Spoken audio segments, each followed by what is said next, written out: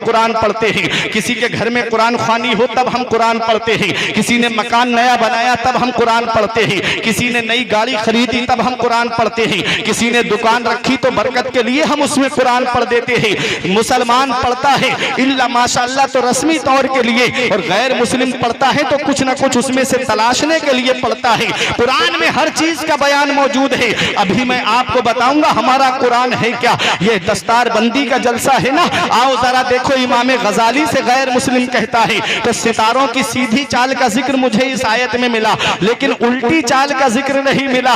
तो इमाम गजाली जो अपने वक्त के मुजद्दिद हैं, आपने मुस्कुरा के फरमाया थोड़ा और गौर कर लेता तो सितारों की उल्टी चाल का भी जिक्र मिल जाता। मोहब्बत से बोलो सुभान अल्लाह। बोले थोड़ा और गौर कर लेता तो सितारों की उल्टी चाल का भी जिक्र मिल जाता। उसने कहा हुजूर मुझे नहीं मिला, मैंने बहुत तलाश किया लेकिन नहीं मिला।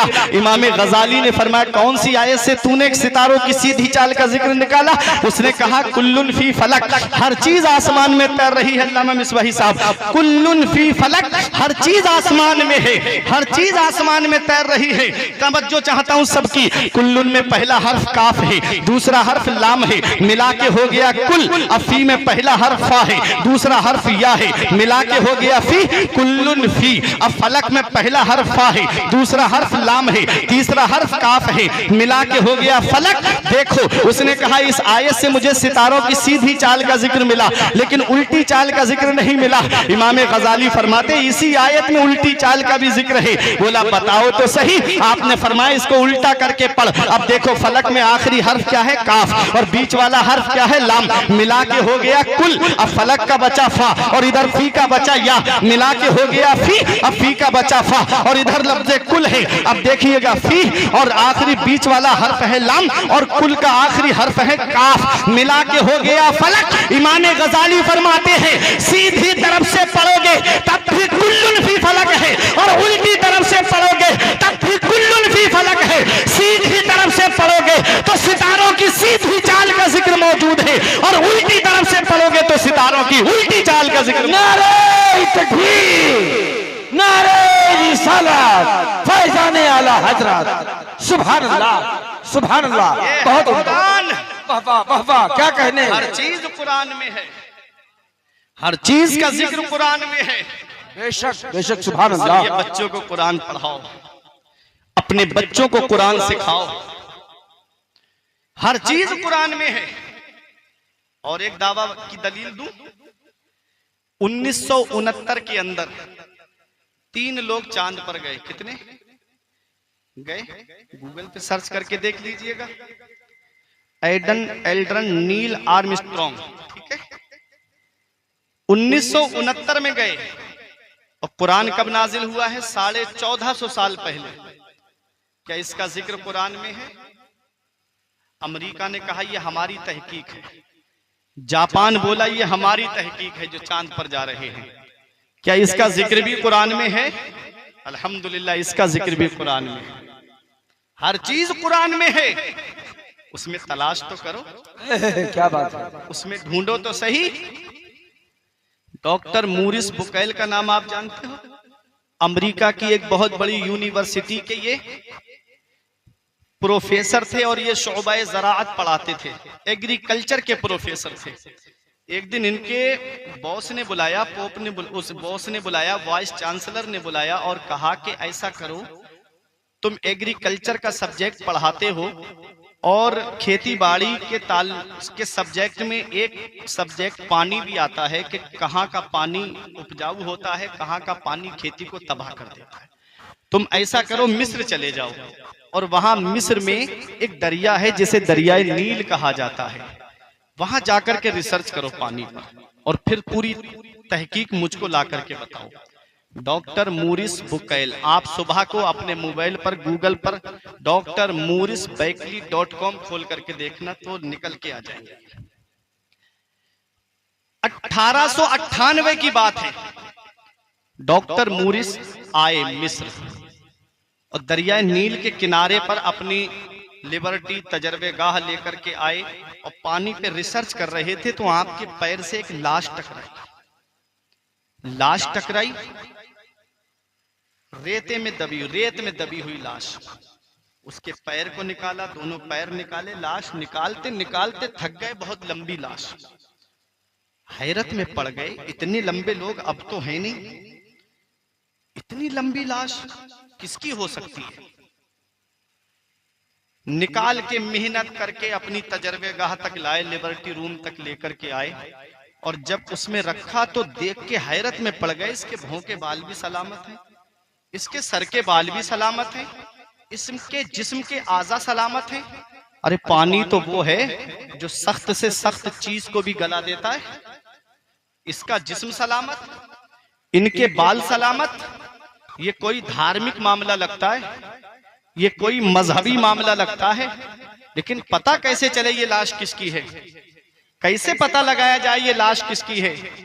तो ईसाई थे, इंजील मंगाई, पूरी इंजील पढ़ ली, लेकिन इसका मतलब उस लाश के बारे में पता ना लगा सके। दिल में ख्याल आया कि लाओ कुरान भी तो धार्मिक किताब है, कुरान भी तो मजहबी किताब है, लाओ कुरान भी पढ़ के देखें। फिर सोचने लगे कि हमारे सेंटों ने तो मना किया है, हमारे पोप ने तो मना किया है, हमारे धर्म गुरुओं ने मना किया है कि कुरान जो है वो अल्लाह का कलाम नहीं है, बल्कि मोहम्मद का अपना बनाया हुआ कलाम है। अल्लाह अकबर, ये बात जहन में डाल दी थी। यही बात कुफारे मक्का ने भी कही थी। जब मेरे आका ने कुरान पढ़ के सुनाया तो उन्होंने कहा मोहम्मद चंद होजरे में जुमले अरबी के इधर उधर से जोड़ते हैं और हमारे सामने ला के पेश कर देते हैं और उसे कहते हैं कि ये कुरान है, ये अल्लाह का कलाम है। ये अल्लाह का कलाम नहीं बल्कि उनका अपना बनाया हुआ कलाम है। जब ये बात कुफारे मक्का ने कही तो पहला चैलेंज 15वें पारे में है, रब ने दिया, कुल इन इज्तमाअतिल इंसु वल जिन अला अन यातू बिमिस्ली हाज़ल कुरान ला यातूना बिमिस्ली वलौ काना बादुहुम लिबादिन ज़हीरा। रब फरमाता है महबूब इनसे कह दो तमाम जिन और तमाम इंसान जमा हो जाएं इस बात पर, इस कुरान की मिस्ल लाने पर, ला यातूना बिमिस्ली, इस कुरान की मिस्ल हरगिज नहीं ला पाएंगे। वलौ काना बादुहुम लिबादिन ज़हीरा, अगरचे उनमें का बाज की मदद क्यों ना करे, ताउन क्यों ना करे, वो इस कुरान की मिस्ल नहीं ला पाएंगे। पूरे कुरान की मिस्ल के लाने के लिए चैलेंज किया गया। तारीख बताती है कुफारे मक्का खामोश हो गए, उनका नातिका बंद हो गया, वो पूरे कुरान की मिस्ल क्या लाते। फिर दूसरा चैलेंज दिया गया 11वें पारे में है, रब फरमाता है महबूब इनसे कह दो ये पूरा कुरान क्या ला पाएंगे। कुरान में 114 सूरतें हैं, उनमें से 10 सूरतों की मिस्ल बना करके ले आए। कुल फातो बे अशर सुवारी मुफ्तरायात, 10 सूरतों की मिस्ल बना करके ले आओ। जब नबी ने ये चैलेंज पढ़ के सुनाया तब भी कुफारे मक्का खामोश हो गए। फिर और चैलेंज हल्का कर दिया गया। अब पहला पारा रब फरमाता व इन कुंतुम फी रैबिन मिम्मा नज़्ज़लना अला अब्दिना फातू बि सूरतिन मिन मिस्ली वदउ शुहदाअकुम मिन दूनिल्लाह इन कुंतुम सादिकीन। तुम इस बात में शक में हो कि ये अल्लाह का कलाम नहीं है बल्कि मोहम्मद का अपना बनाया हुआ कलाम है, तो कुरान के अंदर 114 सूरतें हैं, उनमें से एक सूरत की मिस्ल बना करके ले आओ। कुरान में सबसे छोटी सूरत सूरह कौसर है, उसको लिखवा करके नबी ने खाना काबा की दीवार पे टकवा दिया और ऐलान कर दिया तमाम कुफारे मक्का को कि इसकी मिस्ल बना करके ले आओ। सबसे छोटी सूरत है, इसकी मिस्ल बना करके ले आओ। जो भी आए और उस सूरत को पढ़े और मुंह दबा करके चला जाए। एक बहुत बड़ा शायर है इनका जो अरबी में फिल बदी अशआर कह दिया करता था, बादशाहों के दरबार में जाता तो फौरन अरबी में कसीदा बना करके सुना दिया करता था। तारीख में उसका नाम गालिबन इमरुल कैस मिलता है। उसे पकड़ करके लाए और कहा कि अगर तूने चंद जुमले भी अरबी के जोड़ दिए तो हम सीना तान के मोहम्मद से कहेंगे कि ये तुम्हारा अपना बनाया हुआ कलाम है, ये खुदा का कलाम नहीं है। जैसे ही इमरुल कैस काबे की दीवार के साये में आया, कुफारे मक्का खुश थे कि अब ये कुछ न कुछ अरबी में बनाएगा। जैसे ही उसने पढ़ा इन्ना अअतैना कल कौसर, तब बेसाख्ता पुकार के कहता है हाज़ल कलामो लैसा बेबशर, ये कलाम किसी इंसान का नहीं है बल्कि ये तो परवरदिगारे आलम का कलाम है। आला हजरत बरेली से पुकार उठे तेरे आगे यूं है दबे लचे खुशहा अरब के बड़े बड़े, तेरे आगे यूं है दबे लचे खुशहा अरब के बड़े बड़े। कोई जाने के मुंह में जुबान नहीं बल्कि जिस्मों में जान है। सुभान अल्लाह, सुभान अल्लाह, सच है, जिंदाबाद हमारा कुरान। कोई जवाब नहीं है हमारे कुरान का, बेशक कोई जवाब नहीं। हर चीज कुरान में है। डॉक्टर मूरिस बोले हमारे सेंटों ने मना किया है। मूरिस कहते हैं हमारे पोप ने मना किया है। वो कहते हैं कि ये खुदा का कलाम नहीं है। चलो अमल नहीं करेंगे लेकिन पढ़ तो लेते हैं। एक आलिम को बुलाया जो तर्जमा भी करता हुआ जाए। देखो कुरान का तर्जमा करने के लिए आलिम होना जरूरी है। आलिम जो होता है वो कुरान को समझ करके पढ़ता है। हाफिज कुरान को याद करता है और आलिम जो होता है वो कुरान को समझ करके पढ़ता है। आओ बताता हूं। एक आलिम बुलाया तर्जमा करने वाला।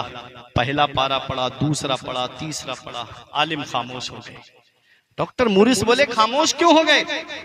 कहा मतलब मिला? इस लाश के बारे में कोई मतलब मिला? कहते हैं मतलब मिले ना मिले लेकिन मजा बहुत आ रहा है, पढ़ते जाओ। ये हमारा कुरान है। कोई भी किताब हो एक बार पढ़ेंगे दोबारा पढ़ने का मन नहीं करेगा। एक बार सुन लेंगे दोबारा सुनने का मन नहीं करेगा। मगर वह मेरे कुरान तेरी अजमत का कोई जवाब नहीं, तेरी शान का कोई जवाब नहीं, तेरी बुलंदी का कोई जवाब नहीं, तेरे मकामे सुरैया का कोई जवाब नहीं। कुरान को जितनी बार पढ़ा जाए उतना ही मजा आता है। कुरान को जितनी बार सुना जाए उतना ही मजा आता है। डॉक्टर मूरिस कहते हैं पढ़ते जाओ। मुझे मेरा यकीन कहता है कि नतीजा भी इसी में आएगा। जैसे ही पढ़ते पढ़ते आलिम साहब 11वें पारे में पहुंचे और जब सूरह यूनुस में पहुंचे और जब इस आयत पर पहुंचे उलमा की तवज्जो फल यौमा नुनज्जे का बेबदने का इला आखिर। जब आलिम साहब ने ये पढ़ा कि ऐ फिरौन आज हम तुझे दरिया में डुबो रहे हैं और हम तेरे जिस्म को सलामत रखेंगे, तेरे जिस्म को बाकी रखेंगे ताकि कयामत तक घमंड करने वालों के लिए, सरकशी करने वालों के लिए ऐ फिरौन हम तुझे इबरत का निशान बना देंगे। डॉक्टर मूरिस कहते हैं रुक जाओ, नतीजा मिल गया है। ये किसी और की लाश नहीं है, ये फिरौन की लाश है। लेकिन मैंने पढ़ा है, मैंने मोहम्मद की जीवनी पढ़ी है, मैंने मोहम्मद की तारीख पढ़ी है। मोहम्मद कभी मिस्र आए नहीं अपनी हयात में, तो फिर उनको किसने बताया कि एक लाश दरिया नील में डूबी हुई है? ये किसने बताया है? तो डॉक्टर मूरिस कहते हैं अरे मेरे गुरु गलत कहते थे, मेरे सेंट गलत कहते थे, हमारे धर्म गुरुओं ने गलत बताया था। अरे मैं मान गया, मैं जान गया कि मोहम्मद अल्लाह के रसूल है और ये कुरान अल्लाह का कलाम है। मोहम्मद को अल्लाह ने नबी बना करके भेजा है। डॉक्टर मूरिस कहते हैं आज से मैं कलमा पढ़ करके मुसलमान हूँ। नारे तकबीर, नारे रिसालत, मसलके आला हजरत फैजाने गौसे आज़म, सुभान अल्लाह, सुभान अल्लाह। उसी कुरान को पढ़ करके लोग कलमा पढ़ के मुसलमान हो गए। इराक को तबाह करने वाले, सद्दाम हुसैन को फांसी पे चढ़ाने वाले, उनमें से 15,000 लोगों ने कलमा पढ़ लिया, इस्लाम में दाखिल हो गए। सुभान अल्लाह। इस्लाम तेरी नब्ज ना डूबेगी हश्र तक, तेरी रगों में खून है रवा चार यार का। तुम आओ तो सही, अपने मजहब की तालीम से तुम दूर हो गए, अपने दीन की तालीम से तुम दूर हो गए। डॉक्टर मूरिस बुकैल ने एक किताब लिखी, वो आपको दिल्ली की लाइब्रेरी में मिल जाएगी, the Bible the Quran and science. उसके अंदर एक दावा किया डॉक्टर मूरिस ने, कहते एक आतिश कदा तैयार किया जाए, उसे कई महीनों तक जलाया जाए, आग सुर्ख हो जाए, आग के शोले आसमान से बातें करने लगे, तब फिरौन की बॉडी को उसके अंदर डाला जाए, फिरौन के जसदे खाकी को उसके अंदर डाला जाए। डॉक्टर मूरिस कहते हैं मेरा यकीन कहता है कि फिरौन के एक बाल को भी आग नहीं जलाएगी, क्योंकि उसके जिस्म को अल्लाह ने इबरत का निशान बना दिया है। घमंड करने वालों का अंजाम है, ये रब की नाफरमानी करने वालों का अंजाम है। तुम परेशान क्यों होते हो? अपनी मस्जिदों में तो आओ, अपने रब की बारगाह में झुको तो सही। मेरा रब वही है जिसने फिरौन को बादशाहत दी और दरिया में डिबो के मार दिया। मेरा रब वही है जिसने नमरूद को बादशाहत दी, खुदाई का दावा किया तो लंगड़े मच्छर से मरवा दिया। मेरा रब वही है जिसने शद्दाद को बादशाहत दी और उसने मसनूई जन्नत बनाई तो एक पैर घोड़े पे एक पैर जमीन पे, हुक्म दिया फरिश्ते को रूह निकाल ले, सूखी लकड़ी की तरह जमीन पे गिरा।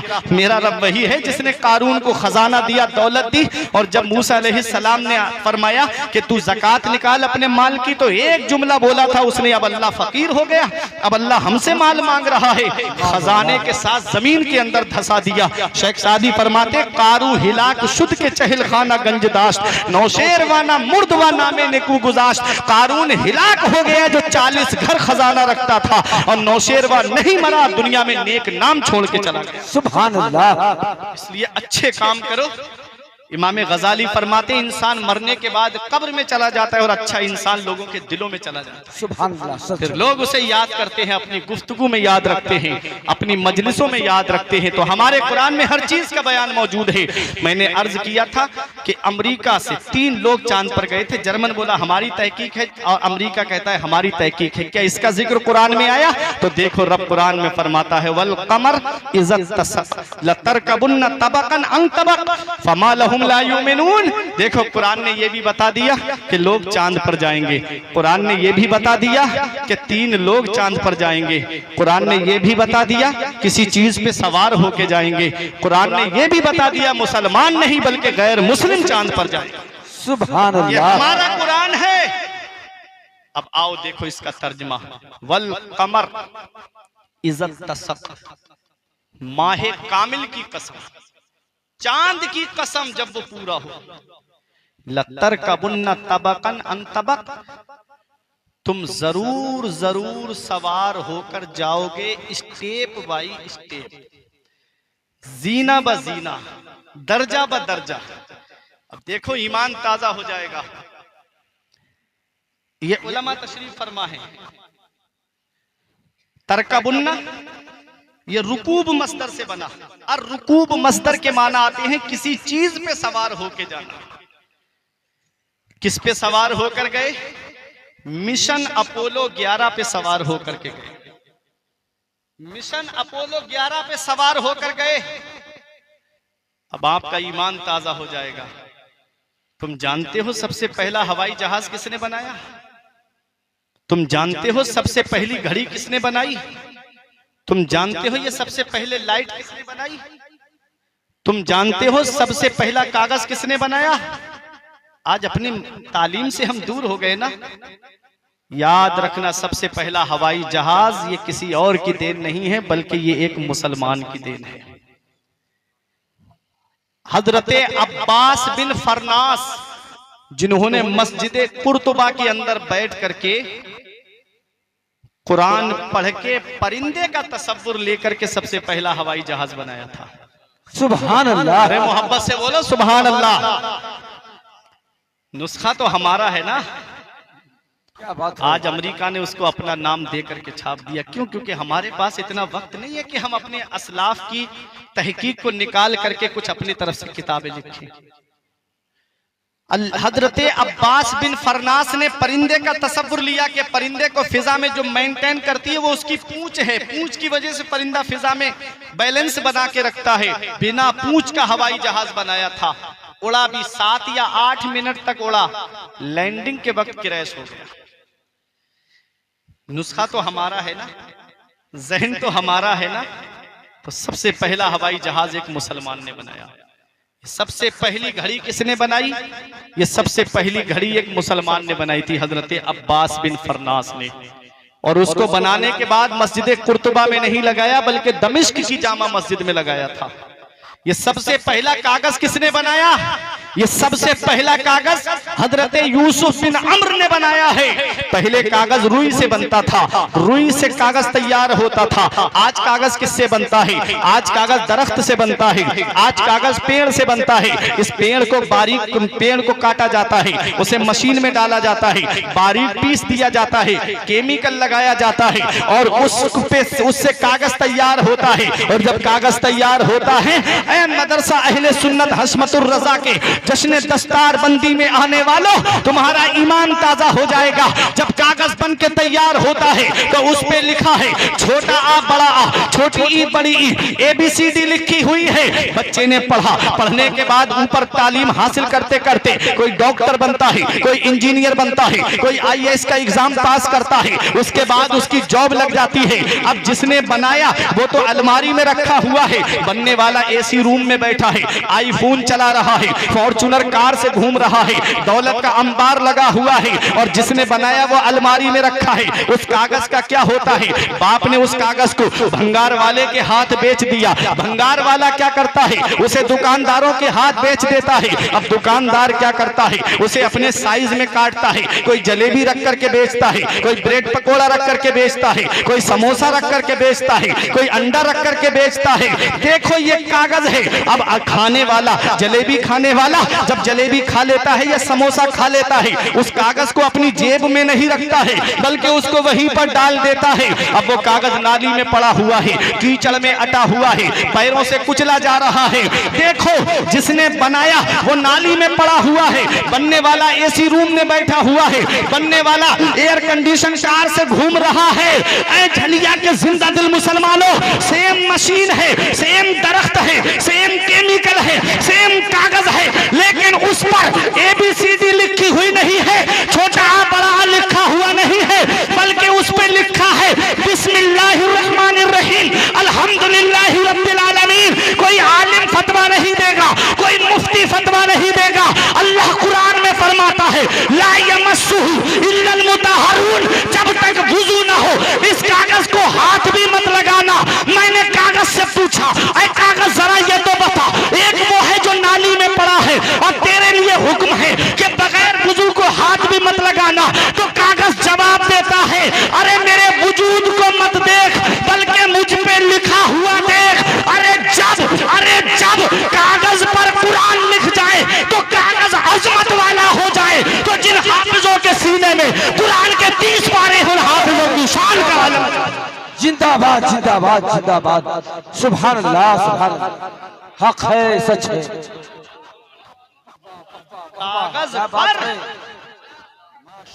कागज पर कुरान लिख जाए तो कागज अजमत वाला हो जाए। जिस जुज़दान में कुरान रख जाए वो जुज़दान अजमत वाला हो जाए। तो सोचो जिनके सीने में कुरान के 30 पारे हैं, उन हाफिजों के सीने का आलम क्या होगा, उनकी शान का आलम क्या होगा।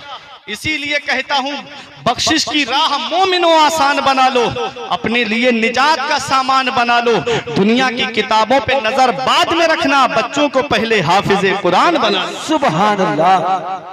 कुरान जिस सीने में आ जाए वो सीना आग से महफूज हो जाता है। आप परेशान तो नहीं हो रहे? जरा मोहब्बत से बोलो सुभान अल्लाह। सुभान अल्लाह। ये कुरान है, मैं मौजू से नहीं हटाऊं अपने, ये कुरान है। कुरान जिस सीने में आ जाए वो सीना आग से महफूज हो जाता है। अब मैं आपको बताऊं, ये मदरसे हैं। आप बरेली शरीफ जाएंगे तो सिटी की तरफ से जब बाकरगंज की तरफ जाएंगे ना, जामे नूरिया मदरसे की तरफ, तो रास्ते में एक कब्रिस्तान पड़ता है जिसे हुसैन बाग कहते हैं। ठीक है, उस कब्रिस्तान में एक अल्लाह का नेक बंदा लेटा है जिसे आज हम और आप हाफिज रहमत अली खां के नाम से जानते हैं। हाफिज रहमत अली खां पीलीभीत में जामा मस्जिद है जो दिल्ली की जामा मस्जिद की हूबहू कॉपी है। जब उसकी बुनियाद का नंबर आया तो ये शर्त रखी गई, वो बुनियाद रखेगा जिसकी ना नमाज तहज्जुद कज़ा हुई हो, ना सुन्नत गैर मुअक्कदा कज़ा हुई हो। बड़े बड़े आलिम पीछे हट गए। अपने वक्त का नवाब आगे बढ़ के कहता है मैं ही वो शख्स हूं जिसका राज खुल गया, जिसकी ना नमाज तहज्जुद कज़ा हुई है और जिसकी ना सुन्नत गैर मुअक्कदा कज़ा हुई है। सुभान अल्लाह।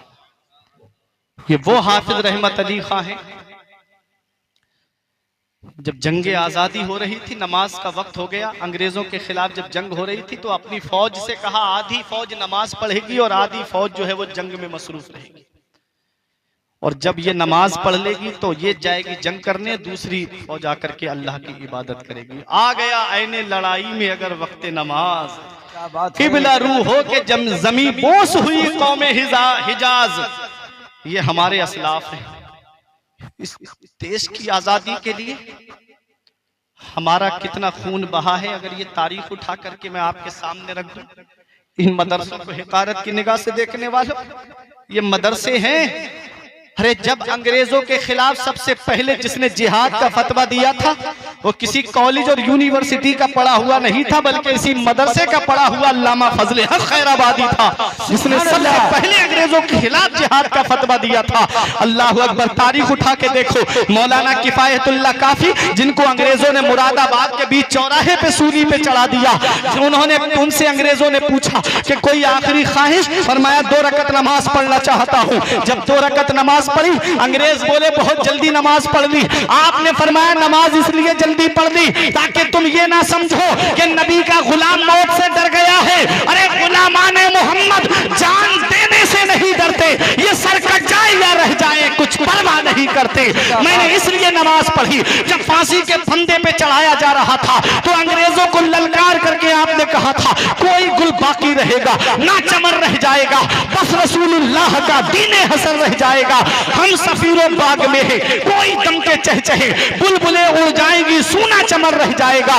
नाम शाहाने जहां मिट जाएंगे काफी, मगर नामे पाके मुस्तफा और पंजतर रह जाएगा। जिंदाबाद जिंदाबाद। वो भी मदरसे ही के पढ़े हुए थे, ये उलमा जानते हैं। अल्लामा गजाली मिसबाही साहब तशरीफ फरमा है, कारी अब्दुल करीम साहिब किबला तशरीफ फरमा है, ये सब जानते हैं कि इल्म सेगा जो इल्म सर्फ की एक किताब है जिसे मौलवियत की जमात में पढ़ाया जाता है, उसको किसने लिखा है? मौलाना इनायतुल्लाह काकौर भी अलैहिर्रहमान ने लिखा है, जिनको अंग्रेजों ने काला पानी भेज दिया था, वो भी मदरसे ही के तो पढ़े हुए थे। मौलाना मोहम्मद अली जौहर, जिन्होंने अंग्रेजों को ललकार के कहा था कि दौरे हयात आएगा कातिल कजा के बाद, है इब्तिदा हमारी तेरी इंतहा के बाद, कत्ले हुसैन असल में मर गए यजीद है, इस्लाम जिंदा होता है हर करबला के बाद। वो भी मदरसे के पढ़े हुए थे। अल्लामा रजा अली खां को देखो, आला हजरत के दादा को, वो भी मदरसे के पढ़े हुए। अल्लामा नकी अली खां को देखो, वो भी मदरसे के पढ़े हुए। आओ जरा देखो तो सही, आप जब एक अंग्रेज का कहना है, एक अंग्रेज लाड का कहना है कि जब हमने आखिरी बादशाह बहादुर शाह जफर को दिल्ली के लाल किले से गिरफ्तार किया तो सुबह के वक्त हम जब लेकर के रंगून काला पानी जा रहे थे तो चांदनी चौक में कोई पेड़ ऐसा नहीं था जिस पर किसी आलिम की गर्दन ना लटकती हो। जमुना नदी के किनारे पे तेल खौलाया गया और आलिमों को बोरियों में बंद करके लाया गया और खौलते हुए तेल के अंदर आलिमों को बोरियों में बंद करके उन तेलों के अंदर डाल करके जला दिया गया। अल्लाह अकबर, इस मुल्क को जब आजाद कराने की बात आई है तो लहू हमारा बहा है। देख लो, गैर मुनकसिम हिंदू पाक लाहौर की जामा मस्जिद में 80 से ज्यादा उलमाए किराम की गर्दनें लटक रही थी। अल्लाह अकबर, फिर भी हमसे ये गिला है कि वफादार नहीं। ये हाल है इस हिंदुस्तान को जब जब खून की जरूरत पड़ी है, ये मदरसे ही का प्रोडक्ट काम आया है। ये मदरसे ही के पड़े हुए हमारे उलमा, हमारे अकाबिर काम आए हैं। और देख लो इंडिया गेट पे दिल्ली में जाकर के जो 1 लाख स्वतंत्रता सेनानियों के नाम लिखे हैं, जो 1 लाख मुजाहिदीन जिन्होंने जंगे आजादी में हिस्सा लिया है, उन मुजाहिदीन के नामों को आप देख लीजिए, उसमें 76,000 नाम सिर्फ मुसलमानों के लिखे हुए हैं। बेशक सुभान अल्लाह, हमारी शान है। ये मदरसे हैं, जिस दिन ये मदरसे बंद हो गए उस दिन तुमको मुसल्ले पे खड़ा होने के लिए इमाम तक नसीब नहीं होगा। इसलिए इन मदरसों की तरफ तवज्जो दो। 50-50 हजार रुपए बेटों की शादियों में खर्च करने वालों, 1-1 लाख रुपए डांस पार्टियों में लुटाने वालों, हर चीज का हिसाब कयामत के दिन देना है। इस माल को मदीने वाले मुस्तफा के मुकद्दस घर में खर्च कर दो। अगर एक बच्चा भी तुम्हारे पैसे से हाफिज बन गया, एक बच्चा भी तुम्हारे पैसे से आलिम बन गया, तो यही बच्चा कयामत में पूरे खानदान को तुम्हारे बख्शवाने के लिए काफी है। इसलिए इन मदारिस की तरफ तवज्जो दो, इन मदारिस की तरफ देखो। ये मदरसे ही हैं जहां से तुमको कौम के रहनुमा मिलते हैं। ये मदरसे जिस दिन बंद हो गए उस दिन तुम तरस जाओगे कि काश कोई हमारे घर में आकर के कुरान की तिलावत कर दे। इसलिए मदरसों की तरफ तवज्जो दो, अपने कीमती पैसे को मदरसे में खर्च करो। महरेरा शरीफ से एक आवाज उठी थी हुजूर रफीक मिल्लत की कि जलसे हल्के कर दो, मदरसों को मजबूत करो। जलसे हल्के करो, मत बुलाओ 2-2, 3-3 खतीब, मत बुलाओ 3-3, 4-4 शायर। एक शायर और एक खतीब से काम चला लो। 12 बजे से पहले प्रोग्राम खत्म कर दो और इस पैसे को बचा करके मदरसे में लगा दो, क्योंकि अगर तुम्हारे पैसे से एक बच्चा भी आलिम बन गया, एक हाफिज बन गया, तो ये जाकर के कितनों को हाफिज कुरान बनाएगा और कितनों को जाकर के आलिम दीन बनाएगा। ये अपने मदारिस पे तवज्जो दो, अपने मदरसों पे देखो। अफसोस होता है मेरी कौम के ऊपर जब वो हमारे उलमा पे इल्जाम लगाती है। अरे तुम देखते नहीं आज लोग क्या कहते हैं कि अरे मदरसे के अंदर बहुत पैसा आ रहा है। ये तो कब्र की मिसाल बोलते हैं ना कि कब्र का हाल मुर्दा ही जानता है। अगर तुम मदरसे की अखराजात देख लोगे ना, एक महीना तुम मतबख चला करके तो दिखा दो। ये तो अल्लाह का खास फजल है, ये तो रसूलुल्लाह की अता है कि पूरी साल मदरसा चल जाता है और फिर भी एहसास नहीं होता है कहां से पैसा आया और कैसे खर्च हो गया।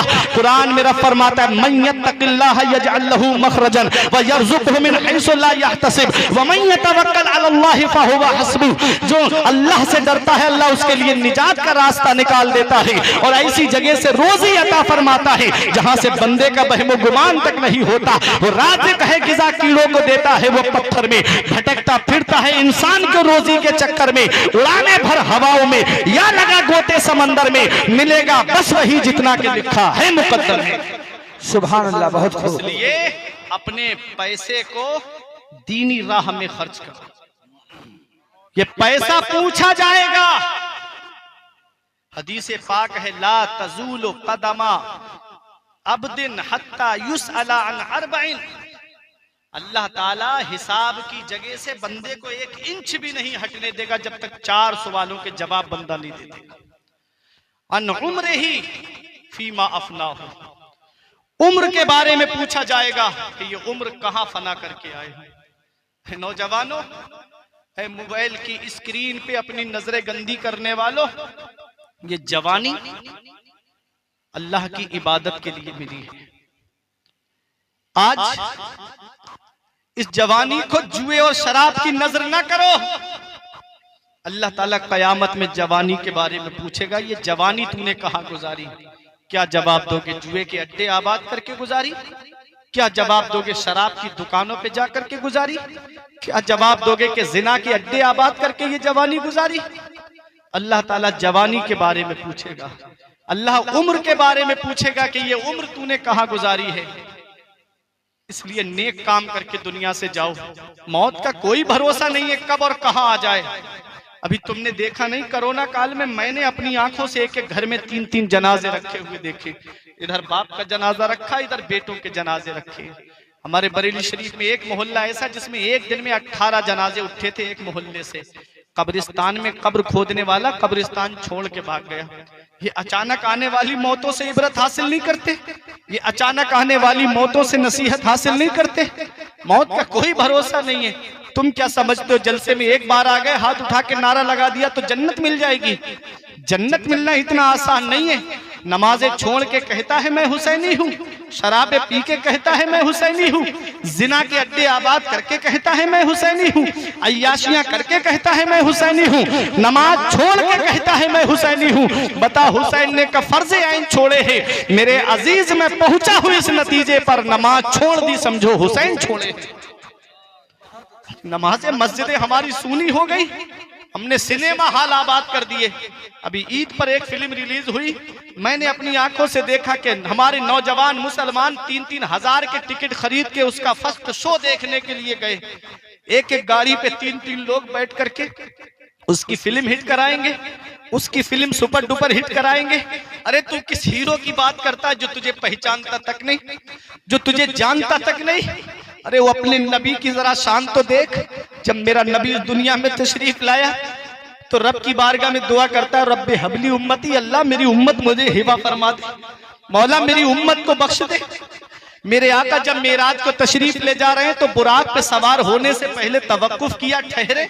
तो जिब्राईल अलैहिस्सलाम ने अर्ज किया, आका चलिए आज तो अपने रब का दीदार करने जा रहे हैं। मेरे आका ने फरमाया, आज रब की नवाज़िशात की बारिश हो रही है। जिब्राईल मुझे ये फिक्र है कि आज मेरी सवारी के लिए बुराक जैसी सवारी पेश की गई है, कल जब मेरी उम्मत पुल सिरात से गुजर रही होगी तो मेरी उम्मत के लिए कौन सी सवारी होगी? तो जिब्राईल अलैहिस्सलाम ने कहा, आका उम्मत के बारे में फिक्र मत कीजिए, आपकी उम्मत जब पुल सिरात से गुजर रही होगी तो मैं अपने नूरानी परों को बिछा दूंगा, आपकी उम्मत मेरे परों पर से आसानी के साथ गुजर जाएगी। इमाम इश्क मोहब्बत पुकार उठे, पुल से उतारो राहे गुजर को खबर न हो, पुल से उतारो राहे गुजर को खबर न हो, जिब्रील पर बिछाएं तो पर को खबर न हो। मेरे आका जब इस दुनिया ज़ाहिरी से तशरीफ ले गए तो कब्र अनवर में उतारा तो लबहाए मुबारक हिल रहे थे। हजरत फजल बिन अब्बास या उमर फारूक आजम इनमें से कोई एक उतरे कब्र में, कान लगा के सुना तो बाआवाज़े बुलंद कहा, लोगों इस वक्त मेरा नबी अपनी गुनाहगार उम्मत को याद कर रहा है। आज ही उम्मत के नौजवान गानों में मस्त हो गए, आज फिल्मों में मस्त हो गए, 3-3 घंटे मैच बैठ करके देखते, 10 मिनट नमाज में लगते, लेकिन अपने नबी की आंखों को ठंडक पहुंचाने के लिए मस्जिद नहीं जाते। सीना तान के कहते हम जन्नत में जाएंगे। इल्मी साहब फरमाते काम दोजक के किए जन्नत का है उम्मीदवार, कसरे जन्नत तो बना है पारसा के वास्ते। पढ़ के तू कुरान को अब जमा कर ले कुछ सवाब, कब्र पर फिर कौन आए फातिहा के वास्ते। आज हम अपनी कब्र को भूल गए। वो कब्र रोजाना इंसान से पुकार के कहती है, मेरे ऊपर गाड़ियां दौड़ाने वाले, सीना तान के चलने वाले, याद रख मैं कीड़े मकोड़ों का घर हूं, मैं तन्हाई का घर हूं, मैं वहशत का घर हूं।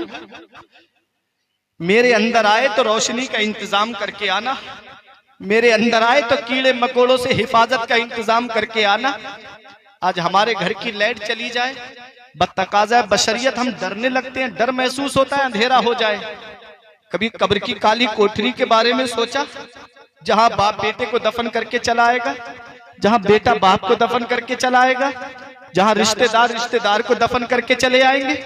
उस काली कोठरी के बारे में सोचा। मेरा इमाम फरमाता रोशनी की आदत और घर तीर व तार है, क्या होना है।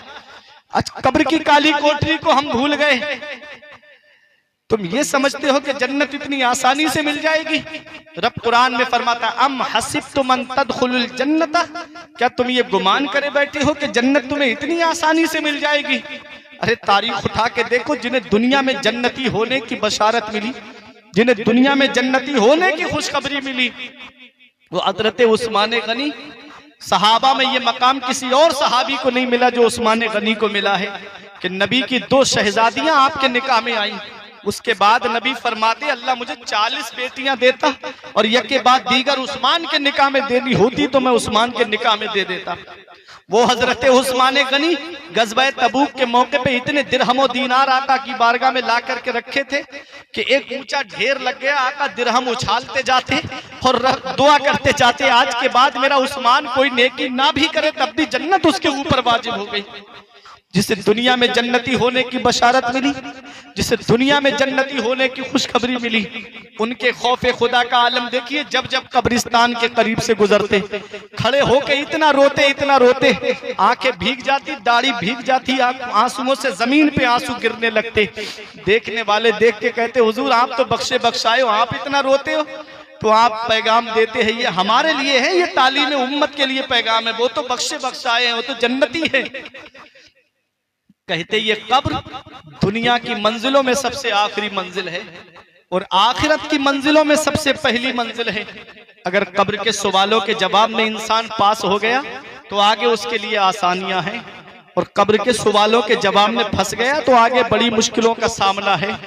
अब आला हजरत का शेर सुनो, फरमाते उनको रहम आए तो आए वरना, उनको रहम आए तो आए वरना, वो कड़ी मार है क्या होना है। छुप के लोगों से किए जिसके गुनाह, वो खबरदार है क्या होना है। आज हम लोगों से तो डरते हैं। आज पता चल जाए कि उतरौला चौराहे पे पुलिस वाहन की चेकिंग कर रही है, पुलिस मोटरसाइकिल की 4 व्हीलर की चेकिंग कर रही है, तो अगर हमने बेल्ट नहीं लगाई है तो बेल्ट लगाते हैं, अगर हेलमेट नहीं है तो घर आके हेलमेट लगा के फिर गुजरते हैं।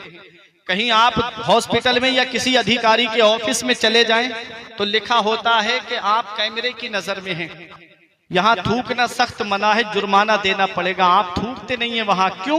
क्योंकि आप कैमरे में कैद हो जाएंगे, अंदर बैठा हुआ अधिकारी आपको देख लेगा। हो सकता है कैमरा खराब हो सकता है पुलिस में कोई ऐसा रहम दिल हो जो आपकी गाड़ी का चालान ना काटे। एक बात मुझे बताना, दस्तार बंदी के जलसे में आने वालों, ये एक बंदा है जो बंदे से इतना डर रहा है, हो सकता है कि वो उसकी नजर आपके ऊपर ना पड़े।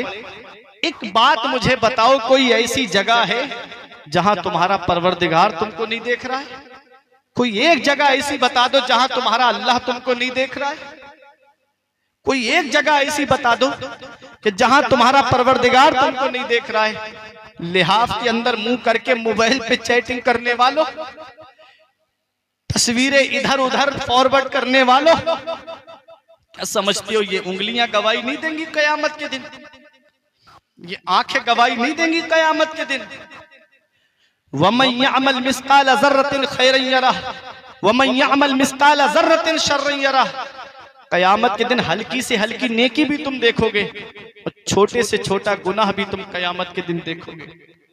आज गुनाहों के अड्डों को हमने आबाद कर दिया। अब शबे बारात आ रही है ना 2-3 दिन के बाद में, अब आप देखना फेसबुक पे व्हाट्सएप पे माफीनामे चालू हो जाएंगे कि मुझसे कोई गलती हो गई हो तो माफ कर देना, मुझसे कोई खता हो गई हो तो माफ कर देना, शबे बारात आ रही है मेरी गलती को माफ कर देना। उनसे माफी मांग रहे हैं जो आपको जानते तक नहीं, उनसे माफी मांगी जा रही है जो आपको पहचानते तक नहीं, जिन्होंने एक बार भी आपका चेहरा नहीं देखा। घर में बाप नाराज बैठा है, घर में भाई नाराज बैठा है, घर में माँ आंसू बहा रही है बेटे के जुल्म सितम का, बहन आंसू बहा रही है, ईद के मौके पे इंतजार करती है काश मेरा भाई मेरे घर पे आ जाता, काश मेरे भाई के कदम मेरे घर में पड़ जाते। और भाई है कि जरा सी बहनोई से बात क्या हो गई, बहन के घर का जाना छोड़ दिया। ये हालात आज हमारी कौम के हो गए। आज घर में माँ बाप रूठे बैठे हैं, नाराज बैठे। आज बेटा बाप से बात करना पसंद नहीं करता। माँ बाप अल्लाह की कितनी बड़ी नेमत है, इसका पता हमें तब चलता है जब ये साए हमारे सर से उड़ जाते हैं। फिर चिराग लेके भी ढूंढोगे ना तो माँ बाप जैसा प्यार करने वाली शख्सियत नहीं मिलेगी, माँ बाप जैसी मोहब्बत करने वाली शख्सियत नहीं मिलेगी। बाप अल्लाह की बहुत बड़ी नेमत है, माँ अल्लाह की बहुत बड़ी नेमत है। आज जिस बाप की खांसी हमें अच्छी नहीं लगती, आज जिस माँ का बोलना हमें अच्छा नहीं लगता, एक दिन आएगा जिस दिन ये चारपाई घर से उठेगी ना, उस दिन घर में दाखिल होगे तो घर काटने के लिए दौड़ेगा। बाप अल्लाह की इतनी बड़ी नेमत है, बाप अल्लाह की इतनी बड़ी नेमत। हमारे बुजुर्गों ने फरमाया कि बाप आंगन में लगे हुए पेड़ की तरह है। जब शिद्दत की गर्मी पड़ती है, जब शिद्दत की धूप पड़ती है, जब गरम गरम लू के थपेड़े होठों को खुश्क कर देते हैं, उस वक्त सबसे बेहतर और मुनासिब साया दरख्त का साया माना जाता है।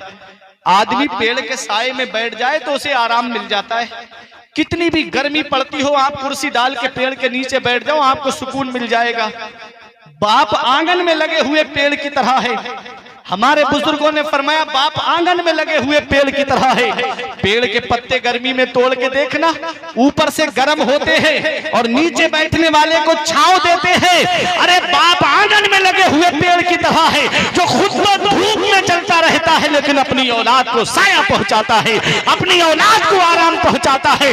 ऐसे माँ बाप के साये की नाकदरी न कर, ऐसे माँ बाप के साये की नाकदरी न कर।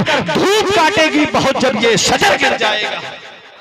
जिस दिन ये साया सर से उठ गया उस दिन धूप भी परेशान करेगी, गरम गरम लू के थपेड़े भी परेशान करेंगे। आज जिस दौर में हम जिंदगी गुजार रहे हैं ये मिलावट का दौर कहलाया जाता है। आज इस दौर में मिलावटी दौर कहलाया जाता है। तेल में आपको मिलावट मिलेगी, आटे में आपको मिलावट मिलेगी, चावल में आपको मिलावट मिलेगी, घी और दूध और दही में आपको मिलावट मिलेगी, चीनी और दालों में आपको मिलावट मिलेगी। इस मिलावटी दौर में अगर बगैर मिलावट के कोई चीज है तो वो माँ आपकी मोहब्बत है जिसमें कोई मिलावट नहीं होती है, जो अपनी औलाद से सच्ची मोहब्बत करते हैं। कभी तुम्हें ये लगे नौजवानों कि मेरे बाप ने मेरे लिए क्या किया है, तो अपने वालिद के हाथ की लकीरें देख लिया करो। एक दिन मैंने पूछा था अपने अब्बा से, अब्बा मेरे हाथ की लकीरें नजर आ रही है, तुम्हारे हाथ की लकीरें कहाँ चली गई? तो एक जवाब दिया था, बेटा तुम्हारी तकदीर बनाते बनाते हमारे हाथ की लकीरें मिट गई। बाप क्या नहीं करता अपनी औलाद के लिए, बाप कौन सी कुर्बानी नहीं देता अपनी औलाद के लिए। कभी लगे मेरे बाप ने मेरे लिए क्या किया है, तो रात में 3 बजे के वक्त उतरौला चौराहे पे चले जाया करो, रजा मस्जिद के सामने देख लिया करो। ये रात के 3 बजे बस लेकर के खड़ा होने वाला ये एक बाप ही तो है, ये 4 व्हीलर चलाने वाला ये एक बाप ही तो है। ये उलमा हुफ्फाज असातिज़ा आपको बताएंगे कि रात में 2 बजे के बाद कैसी नींद आती है, आदमी को आंख खोलना दुश्वार हो जाता है। ये 3-3 बजे ऑटो रिक्शा लेके चौराहे पे खड़ा होने वाला ये एक बाप ही तो है, ये बस चलाने वाला एक बाप ही तो है, ये ट्रक चलाने वाला ये एक बाप ही तो है, अरे दूसरों के खेतों में काम करने वाला ये एक बाप ही तो है, दूसरों के घरों में मजदूरी करने वाला ये एक बाप ही तो है, अरे सर पे 3-3 मंजिल पे ईंटें लेके चढ़ने वाला ये एक बाप ही तो है, अरे दूसरों के खेतों में मजदूरी करने वाला ये एक बाप ही तो है। ये बाप ही तो है जो अपनी औलाद के लिए पैसे जमा करता है, जो अपनी औलाद की तालीम के लिए पैसे जमा करता है। ऐ नौजवानों, ये स्कूल की फीसें भरने वाला एक बाप है, ये कोचिंग की फीसें भरने वाला एक बाप है, ये कॉलेज की फीसें भरने वाला एक बाप है, यूनिवर्सिटी की फीसें भरने वाला एक बाप है, अरे डॉक्टर बनाने वाला एक बाप है, इंजीनियर बनाने वाला एक बाप है, प्रोफेसर बनाने वाला एक बाप है, मास्टर बनाने वाला एक बाप है, डॉक्टर बनाने वाला एक बाप है, आलिम और हाफिज बनाने वाला एक बाप है। बाप अल्लाह की कितनी बड़ी नेमत है। बाप कौन सी कुर्बानी नहीं देता है। बाप रातों में जागता है औलाद के लिए, बाप दिन में मजदूरी करता है औलाद के लिए। कोई मुंबई कमाने जा रहा है औलाद की खातिर, कोई दिल्ली कमाने जा रहा है औलाद की खातिर, कोई 3-3 साल के लिए सऊदी जा रहा है अपनी औलाद की खातिर, ताकि मेरी औलाद के पास 4 पैसे जमा हो जाए, उसके खर्चे में काम आएंगे, उसकी तालीम में काम आएंगे। आज वही बाप बूढ़ा हो गया, उसका बिस्तर घर से बाहर कर दिया जाता है। आज हमारे कमरे में एसी चल रहा है, आज हमारे कमरे में जाड़ों में गर्म हीटर का इंतजाम है, और बाप है कि झोपड़ियों में रह करके अल्लाह का शुक्र अदा कर रहा है। ईद के मौके पे हमारे बच्चे शॉपिंग मॉल से कपड़े खरीदे, बाप पुराने कपड़े पहन करके अल्लाह का शुक्र अदा करे। ईद के मौके पे हमारे बच्चे गोश्त और सिवई खाए, हमारे माँ बाप हमारे बच्चों का चेहरा देखे। क्या इसी दिन के लिए माँ बाप ने औलाद को जवान किया था? क्या इसी दिन के लिए माँ बाप ने औलाद को पाला था? इसीलिए शायर ने कहा था कि इस वक्त के बारे में तो सोचा भी न था, बेटों से ज़ईफी में हुई खत्म रसाई, घर बार तो बांट लिए शौक से फुरकान, हिस्से में किसी के मगर माँ नहीं आई।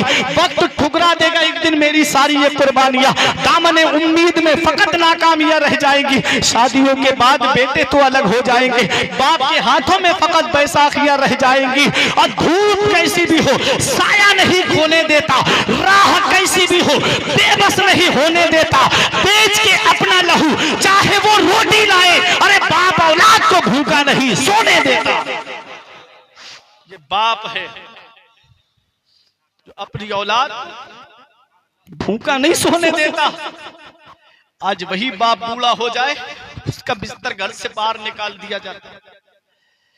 माँ बाप तीनों में आंसू बहाते हैं।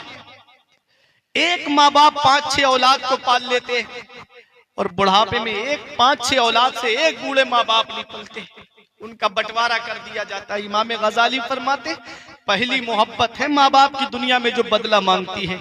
अगर तुमने अपने माँ बाप के साथ भलाई की तो तुम्हारी औलाद तुम्हारे साथ भलाई करेगी। अगर अपने माँ बाप के साथ भलाई नहीं की तो ये उम्मीद लगा के मत बैठना कि बुढ़ापे में तेरी औलाद तेरा सहारा बन जाएगी। शबे बारात आ रही है, उसमें अल्लाह की इबादत कर लो, अपने रब को राजी कर लो, अपने नबी पे दुरूद पढ़ के नबी को राजी कर लो। भाई नाराज है तो भाई से माफी मांगो, बहन नाराज है तो बहन से माफी मांगो, माँ बाप नाराज हैं तो माँ बाप से माफी मांगो। उस रात में अल्लाह सबको बख्शता है, लेकिन जो माँ बाप को सताता है उसको नहीं बख्शता है। उस रात में अल्लाह उनको नहीं बख्शता है जो शराब के आदी हैं। शराबी के ताल्लुक से आप जानते हो, मेरे आका फरमाते हैं, कसम है उस जात की जिसके कब्जे में मोहम्मद की जान है। तुम शराबी को कब्र में दफन करके आते हो, उसका चेहरा काबे की तरफ करके आते हो। शराबी की कब्र खोल के देख लेना, अल्लाह उसका चेहरा काबे से फेर देता है। आला हजरत फरमाते हैं, उनको रहे माए तो आए, वरना वो कड़ी मार है क्या होना है। छुप के लोगों से किए जिसके गुनाह, वो खबरदार है क्या होना है। घर में बेटियां शादी के लिए बैठी हैं, घर में बहनों के बालों में चांदी उतर आई, बाल सफेद पड़ने लगे, और ये साहब जुए और शराब में पैसे लुटा के आ रहे हैं। तौबा कर लो, सच्ची तौबा। आज इस जलसे से पैगाम लेकर के जाना, सच्ची तौबा करके जाना, और अपने घरों के जायजे लेना कि हमारे घर में खानदान में कौन नाराज है, उससे माफी मांगना। फेसबुक पे माफी मांगने से कुछ नहीं होगा, सोशल मीडिया पे माफी मांगने से, रस्मी तौर पे माफी मांगने से कुछ नहीं होगा। घर में रूठे हुए माँ बाप को मना लो, आज कारोबार के लिए रोना रो रहे हो कि बरकत नहीं हो रही है, मौलाना साहब आप दुआ कर दो, हजरत आप दुआ कर दो। हम दुआ कराते फिर रहे हैं, दुआ लेते नहीं है।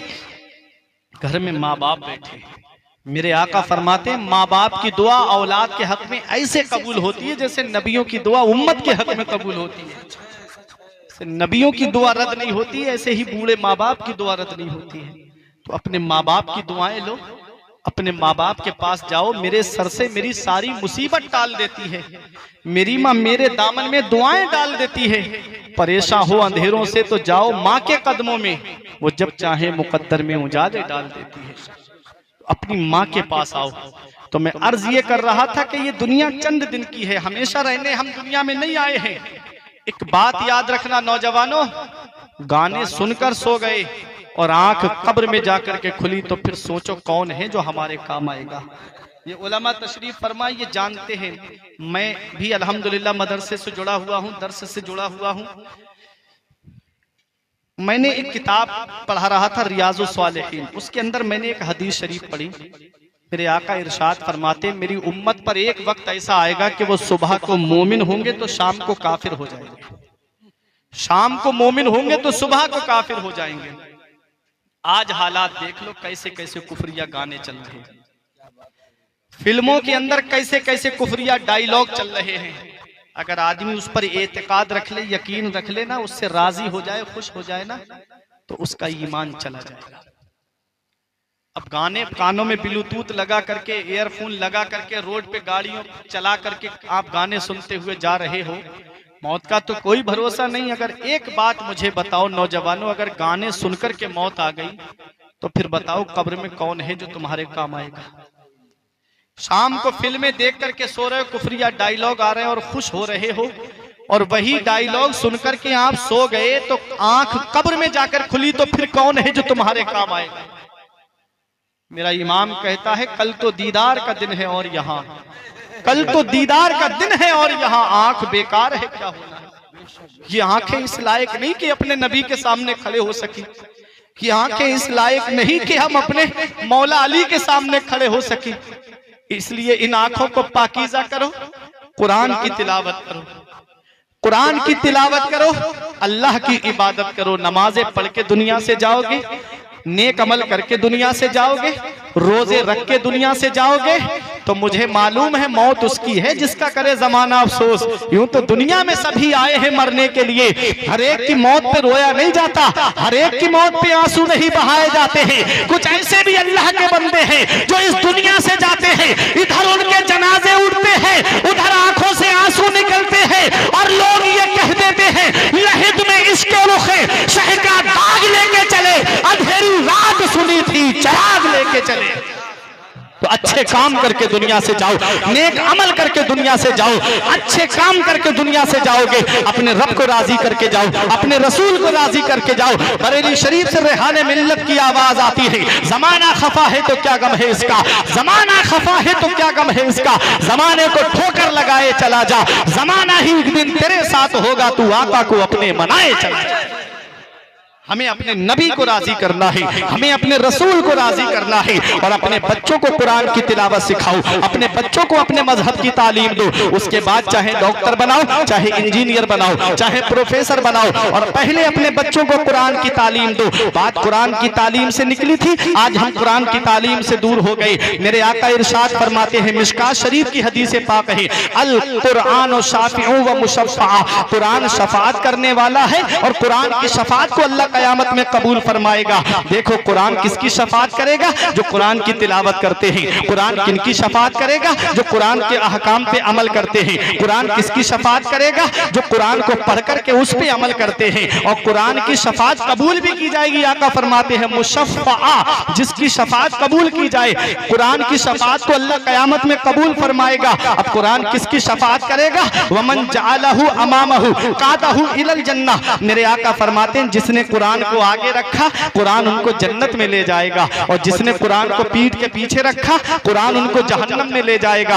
अब अपनी जिंदगी का जायजा ले लीजिए। कुरान को आगे रखने का मतलब क्या है? कुरान ने कहा है, कुरान ने कहा कि लानतुल्लाहि अलल काज़िबीन, झूठों पर अल्लाह की लानत है, झूठ से सच्ची तौबा कर लो। कुरान कहता है वकूनु मअस सादिकीन, सच्चों के साथ हो जाओ। तो कुरान के फरमान पे अमल करो। आज अगर तुम कारोबार चला रहे हो, दुकान चला रहे हो, तो हम कुरान के अंदर हर चीज है। दुकानदार को कैसे जिंदगी गुजारना चाहिए ये भी कुरान में है, आलिम को कैसे जिंदगी गुजारनी चाहिए ये भी कुरान में है, आम आदमी को कैसे जिंदगी गुजारना चाहिए ये भी कुरान में है, हर चीज कुरान में है। देखो अगर कोई दुकान चला रहा है तो कुरान का पैगाम है, कुरान का फरमान है वज़नु बिल क़िस्तासिल मुस्तक़ीम, तोलो तो बराबर तोलो, किसी को कम तोल करके मत दो, किसी को धोखा देकर धोखा मत दो। देखो आज होता क्या है, आज राशन कार्ड पे राशन लेने के लिए जाओ तो नीचे 100 ग्राम 200 ग्राम का बाट लगा दिया जाता है और गल्ला कम तोल करके दे दिया जाता है। ये हालात भी आज हमारी निगाहों के सामने है।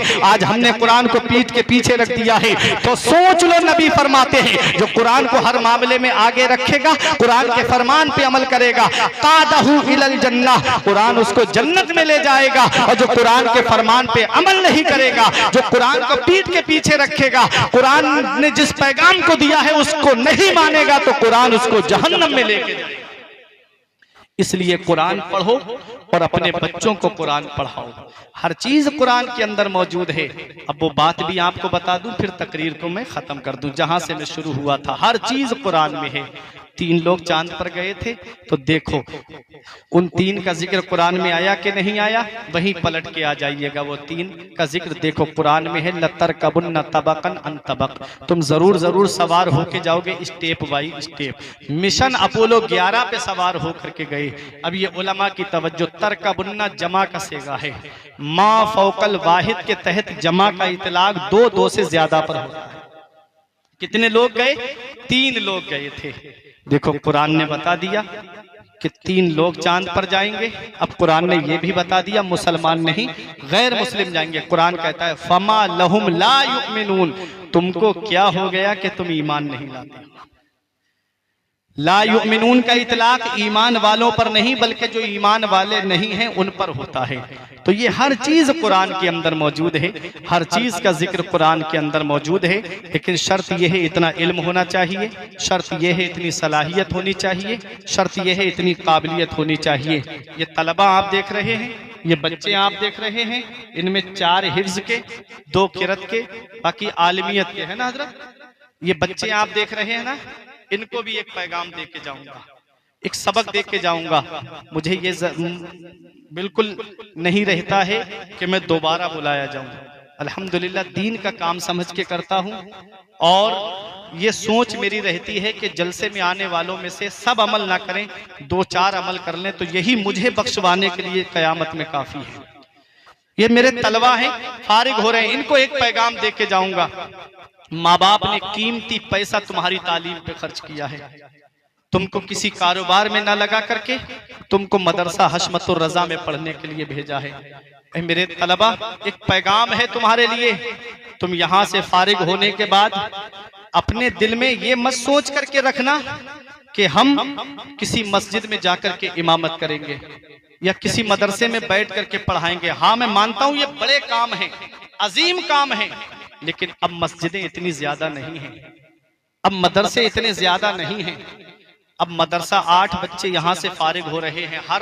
अब दस्तारबंदी का मौसम चल रहा है ना, हजारों बच्चे फारिग हो रहे हैं। मस्जिदें उतनी ही हैं, हर बच्चे के लिए हिफ्ज़ सुनाने के लिए तो जगह लग नहीं सकती। तो एक मेरा पैगाम है तुम्हारे लिए, हाफिज बनने के बाद, आलिम कारी बनने के बाद तुम्हारे लिए यूनिवर्सिटी के रास्ते खुले हुए हैं, तुम्हारे लिए कॉलेज के रास्ते खुले हुए हैं। आओ डॉक्टरेट की तरफ आओ इंजीनियरिंग की तरफ आओ, तुम्हारे लिए रास्ते खुले हुए हैं। आओ आला डिग्रियां हासिल करो। अभी तुमने चंद दिनों पहले देखा होगा जामिया अशरफिया के एक आलिम दीन ने IAS का एग्जाम पास किया और आज आला मनसब पे बैठे हुए हैं। सकाफतुस सुन्निया से तुमने देखा नहीं 50 के करीब बच्चों ने LLB का एग्जाम पास किया, अपने वक्त के बेहतरीन वकील बने हुए हैं। अरे कौम को भी जरूरत है कि उन्हें एक साफ सुथरा वकील मिल जाए। कौम भी चाहती है कि उन्हें नेक और परहेजगार इंजीनियर मिल जाए ताकि वो कोई ऐसा पुल पास न कराए जिससे लोगों की जान चली जाए। कौम भी चाहती है कि उन्हें एक साफ सुथरा डॉक्टर मिल जाए जो लोगों की किडनियां न बेचे बल्कि गरीबों की मदद करता हुआ नजर आए। जब तुम्हारे पास कुरान की तालीम होगी, जब तुम्हारे पास हदीस की तालीम होगी, तो तुम खिदमत खल्क समझ करके, दीन का काम समझ करके लोगों की मदद करोगे। इसलिए आओ यूनिवर्सिटीज की तरफ। ये मेरा दावा है, जो ज़हन अल्लाह ने तुमको दिया है, जो दिमाग अल्लाह ने तुमको दिया है, वो किसी और को नहीं दिया है। अरे याद रखना 17 लाख हदीसें याद करने वाले हमारी जमात में मौजूद है। 2 लाख मौजू हदीस याद करने वाले हमारी जमात में मौजूद है, ताकि आगे से कोई मौजू हदीस बयान करे तो उसका मुंह पकड़ा जा सके। 2 लाख मौजू हदीस याद करने वाले हमारी जमात में मौजूद है। कुरान के 30 पारे अपने सीने में महफूज करने वाले हमारी जमात में मौजूद है। आओ देखो तुमसे अच्छा जहन किसके पास होगा, तुमसे अच्छा दिमाग किसके पास होगा। इमाम आजम अबू हनीफा की बारगाह में एक बेवा औरत अपने 7-8 साल के बच्चे को लेकर आई। बच्चा बड़ा हसीन था, बच्चा बड़ा खूबसूरत था, बच्चा बड़ा हसीन और जमील था। उस बेवा ने आके कहा, हुजूर मेरे बच्चे का दाखिला अपने मदरसे में ले लीजिए। मेरे इमाम ने बच्चे की तरफ देखा, बच्चा बड़ा हसीन और जमील था। मेरे इमाम ने सोचा कुछ बच्चे ऐसे होते हैं जो हसीन और जमील होते हैं, कभी कभी वो फितने और आजमाइश का सबब बन जाते हैं। इसलिए मेरे इमाम ने हिकमत से काम लिया। मेरे इमाम ने कहा, माई मेरे मदरसे में उनका दाखिला लिया जाता है जो कुरान हिफ्ज करके आते हैं। मेरे मदरसे में उनका दाखिला लिया जाता है जो कुरान मुकम्मल हिफ्ज करके आते हैं। माँ का दिल टूट गया। आई थी इमाम की दरसगाह में तालीम हासिल कराने के लिए। माँ का जब दिल टूटा, बेटे ने अपनी माँ की तरफ देखा। मैं इनका जहन दिखाना चाहता हूँ कि अल्लाह ने उलमा को और हुफ्फाज को कौन सा जहन अता फरमाया है। जब बच्चे ने माँ की तरफ देखा, माँ की आंखों में आंसू थे। तड़पता है कोई बच्चा तो माँ का दिल तड़पता है, और जब माँ तड़पती है तो फिर जमजम निकलता है। माँ का दिल तड़पते हुए देखा, तब बेटे ने माँ का हाथ पकड़ के कहा, अम्मी अब चलो हाफिजे कुरान बन के इमाम की बारगाह में आएंगे। अब पहले कुरान हिफ्ज करेंगे, फिर उसके बाद इमाम की बारगाह में आएंगे। माँ का हाथ पकड़ के बच्चा ले गया। 1 हफ्ते के बाद में, 7 दिन के बाद में माई फिर अपने बच्चे को लेकर के इमाम आजम की बारगाह में आ गई। अब उलमा की तवज्जो जब इमाम की बारगाह में आई, मेरे इमाम ने फरमाया, तुझे मेरा कौल नहीं पता मैंने क्या कहा था माई, कि मेरे मदरसे में उनका दाखिला लिया जाता है जो कुरान हिफ्ज करके आते हैं। तो माँ ने कहा, हुजूर अपने बच्चे को हाफिज कुरान बना के लाई हूँ, अपने बच्चे को कुरान का हाफिज बना करके लाई हूँ। अरे जो 8 दिन में 7 दिन में कुरान हिफ्ज कर ले, उसी को आज पूरी दुनिया इमाम मोहम्मद के नाम से जानती है। जिसने इल्म हदीस की किताब इल्म मुअत्ता इमाम मोहम्मद को लिखा है, तो ऐसे इमाम हमारी जमात में मौजूद हैं, ऐसे जहन वाले मदरसे में मौजूद हैं, ऐसी सोच वाले मदरसे में मौजूद हैं। इसीलिए एक पैगाम देता हूँ, बख्शिश की राह मोमिनो आसान बना लो, अपने लिए निजात का सामान बना लो। दुनिया की किताबों पे नजर बाद में रखना, बच्चों को पहले हाफिजे कुरान बना लो। अपने बच्चों को पढ़ाओ। और तालीम का हाल यह है कि 50 साल 60 साल के बाद इंसान रिटायर हो जाता है। अगर कोई डॉक्टर रिटायर हो जाए तो क्या कोई उससे अपने मरीज का ऑपरेशन करवाएगा? नजर कमजोर हो जाए किसी इंजीनियर की, क्या कोई उससे अपने मकान का नक्शा बनवाएगा? लेकिन ये कुरान की तालीम है। जैसे जैसे उम्र बढ़ती जाती है वैसे फतवे की ताकत भी बढ़ती जाती है। जैसे उम्र बढ़ती जाती है वैसे ही फतवे की ताकत बढ़ती जाती है। देख लो हुजूर ताज शरिया को, जैसे उम्र बढ़ती रही फतवे की ताकत भी बढ़ती रही। देख लो मुहद्दिस कबीर को, जैसे उम्र बढ़ रही है वैसे ही फतवे की ताकत बढ़ रही है। देख लो हुजूर मुशाहिदे मिल्लत को, जैसे जैसे उम्र बढ़ती रही वैसे फतवे की ताकत भी बढ़ती रही। ये मकाम हमारे उलमा को मिला है ये शरफ हमारे उलमा को मिला है। कुरान अपने बच्चों को पढ़ाओ, दीनी तालीम अपने बच्चों को सिखाओ, और ईद के मौके पे, बकरा ईद के मौके पे, और वैसे अपने मदारिस का ख्याल रखो। अपने मदरसे के असातिज़ा के पास आओ। इन मदरसों के लिए जो मदरसे हैं जहाँ से इमदाद मिलती है गवर्नमेंट की तरफ से, लेकिन कुछ मदरसे ऐसे हैं जिनकी जिम्मेदारियां बस्ती के ऊपर होती हैं। ये मदरसे जब बस्ती में ज्यादा गुनाह होने लगता है तो अल्लाह फरिश्ते को हुक्म देता है, जाओ और इस बस्ती को तबाह कर दो। सुबह के वक्त में जब छोटे छोटे बच्चे यस्सरनल कुरान कायदा बगदादी अम्मा यतसाअलून का पारा, पहला पारा, दूसरा पारा सीने से लगा के मदरसे की तरफ पढ़ने जाते हैं, अल्लाह फरिश्ते को हुक्म देता है, फरिश्ते वापस आ जाओ। फरिश्ते कहते मौला अभी बस्ती को तबाह करने का हुक्म दिया, अब वापस क्यों बुला रहा है? रब फरमाता मेरी रहमत को यह गवारा नहीं कि जिस बस्ती में मेरा कुरान पढ़ा जाता है मैं उस बस्ती को अजाब दूं। इन मदरसों की वजह से अजाब उठा लिया जाता है न। आज इतने गुनाह हैं हमारे, कौम मूसा में पैदा हुए होते तो कब के तबाह कर दिए गए होते। कौम आद और समूद में पैदा हुए होते तो कब के पहाड़ों से टकरा के मार दिए गए होते। ये सदका है कुरान और साहिबे कुरान का कि आज हमारे ऊपर से अजाब उठा लिया गया। इसलिए कुरान की तिलावत अपने बच्चों को सिखाओ। कोई भरोसा नहीं है मरने के बाद औलाद जो है वो कब्र पे कुरान पढ़ने जाए या ना जाए। आज जिसको मोबाइल चलाने से फुर्सत नहीं मिलती वो क्या कब्र पे जाकर के कुरान पढ़ेगी। और जब बच्चा हाफिज कुरान होगा, आलिम दीन होगा, तो जब जब वो कुरान पढ़ेगा अल्लाह उसके कुरान के पढ़ने का सवाब उसके माँ बाप को अता फरमाएगा। जब नमाज पढ़ेगा रब्बना ग़फ़िरली वले वालिदैया वलिल मुमिनीना यौम यक़ूमुल हिसाब, ए अल्लाह मुझे बख्श दे, मेरे माँ बाप को बख्श दे और तमाम मोमिनीन को बख्श दे। तो वो जमीन पे दुआ करेगा, अल्लाह उसके माँ बाप को जमीन के नीचे बख्श देगा। मदरसे में अपने बच्चों का दाखिला कराओ, पहले कुरान और हदीस की तालीम दिलाओ अपने बच्चों को, फिर उसके बाद चाहे डॉक्टर बनाओ चाहे इंजीनियर बनाओ। ये एक पैगाम था, इक़रा बिस्मि रब्बिकल्लज़ी खलक़, पढ़िए उस रब के नाम से जिसने आपको पैदा किया। तो अपने बच्चों को पढ़ाओ। हमारे पैगंबर पे सबसे पहली वही नाजिल हुई तो पढ़ने का हुक्म दिया गया। क्यों? क्योंकि जब तालीम हमारे पास होगी तो हम नमाज सही तरीके से पढ़ेंगे।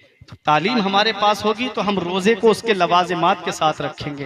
तालीम हमारे पास होगी तो हम अपने माल की ज़कात अदा करेंगे। जब तालीम हमारे पास होगी तो हज किसके ऊपर फर्ज है, और हज करने जब हम जा रहे हैं तो कौन से मकाम पे कौन सी दुआ पढ़ी जाएगी, ये हमको तभी पता चलेगा जब हमारे पास तालीम होगी। वरना आज का दौर तो पूरा पूरा हज और पूरा पूरा उम्रा फेसबुक की नजर हो जा रहा है। पूरा पूरा हज जो है वो इंटरनेट की नजर हो जा रहा है। अफसोस का मकाम है। ये तो सबको पता है, जिसका सबूत नस्से कतई से है, अगर हुर्मत का हुक्म है तो कोई उसे हलाल नहीं कर सकता। वो खाना काबा हरम शरीफ जहां एक नेकी का सवाब 1,00,000 नेकियों के बराबर है, वहां एक गुनाह का गुनाह भी तो 1,00,000 गुनाहों के बराबर है। ये क्यों भूल रहे हो? यहाँ गुनाह करोगे तो 1 के बदले 1 लिखा जाएगा, और वहां गुनाह किया तो 1 के बदले 1,00,000 लिखा जाएगा। तवाफ करते हुए सेल्फी चल रही, अब आपका भाई तवाफ करते हुए, अब बोसा लेते हुए आपका भाई, अब आबे जमजम पीते हुए आपका भाई, अब मिना में कुर्बानी करते हुए आपका भाई, अब सफा मरवा की दौड़ लगाते हुए आपका भाई।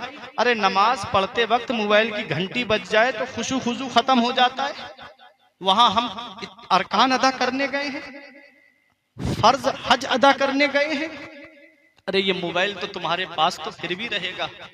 वहां किस्मत वाले जाते हैं, वहां नसीब वाले जाते हैं, जिसे चाहा दर पे बुला लिया, जिसे चाहा अपना बना लिया। ये बड़े कर्म के हैं फैसले, ये बड़े नसीब की बात है। वहां जाके भूल जाता दुनियादारी, वहां जाके भूल जाता मोबाइल को, वहां अल्लाह की इबादत में मशगूल हो जाता, वहां अपने नबी पे दुरूद शरीफ में मशगूल हो जाता। तो याद रखना प्यारे मुसलमानों, ये चंद बातें थी जो मैंने आपके सामने बयान की। तालीम तुम्हारे पास होगी तो कौन से मकाम पे कौन सी दुआ पढ़ी जाती है ये बात तुमको हज में पता चल जाएगी, उम्रे में पता चल जाएगी। तो ये चंद बातें थी, दस्तार बंदी का मौका था, कुरान की अजमत के ताल्लुक से मैंने चंद बातें आपके सामने बयान की। ये जिंदगी सवारिए दिलशाद कीजिए, लम्हात जिंदगी के ना बर्बाद कीजिए।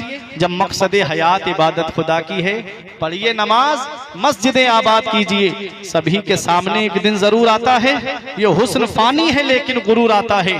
किसी क्रीम से पाउडर से कुछ नहीं होता, नमाज पढ़ने से चेहरे पे नूर आता है।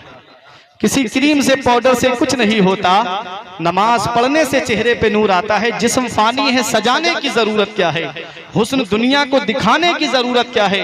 ऐसे आमाल करो कि रूह से खुशबू आए, इत्र कपड़ों पे लगाने की जरूरत क्या है। परवरदिगार आलम की बारगाह में दुआ है कि मेरे कुछ अर्ज करने में सबकते लिसानी की वजह से या बतकाज़ाए बशरियत कोई गलती हो गई हो तो मौला मुझे माफ फरमाए। 1.5 घंटा हो गया पूरा तकरीर करते हुए, अगर मुझसे कोई सहबन या अमदन कोई गलती हो गई हो सबकते लिसानी की वजह से, इन उलमा को गवाह बना के तौबा करता हूँ। अस्तगफिरुल्लाह रब्बी मिन कुल्ले ज़ंबियों व अतूबु इलैह। कलमा तय्यब पढ़ने ला इलाहा इल्लल्लाहु मुहम्मदुर रसूलुल्लाह सल्लल्लाहु ताला अलैहि वसल्लम। रही कली तो फूल खिलेंगे, जिंदगी बाकी रही तो फिर मिलेंगे। अस्सलाम।